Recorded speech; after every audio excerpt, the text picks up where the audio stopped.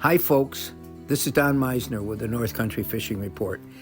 Well, I come to you each week and I try to talk about some of the lures that are working well. And, I'm not part of any company and I'm not trying to really show favoritism, but let's face it, there's certain things that we might use that we come to think is better than the other things that we might use. And somebody else might have a whole different opinion. I tend to really enjoy fishing soft plastic lures because it allows me to implant my own methodology into the whole thing. What I'm getting at is hard plastic lures or plugs that we used to call them. They have their own action built in. And basically all you have to do is cast them out and either troll them or reel them back. But with soft plastic, little grubs and crayfish and hellgrammites and all the different things that you can make soft plastic shape like, and then you can sort of fish them the way you think the fish are going to like them. To me, it's more active.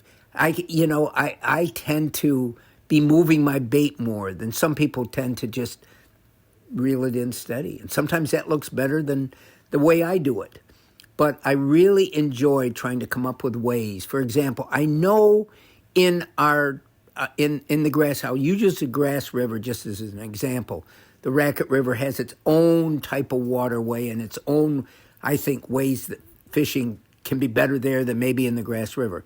But let's just look at the Grass River. I know that fish respond to crayfish-looking lures because that's what exists in the river. That's one of the baits that these fish can catch naturally and eat and grow. They don't have gobies in there, so I use baits that might look like crayfish.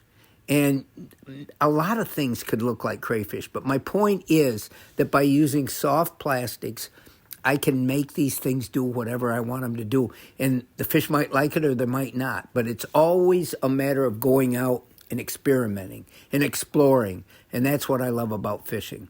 But as the year is coming to the end, these thoughts come to me. And I think, okay, how can I make it even better next year?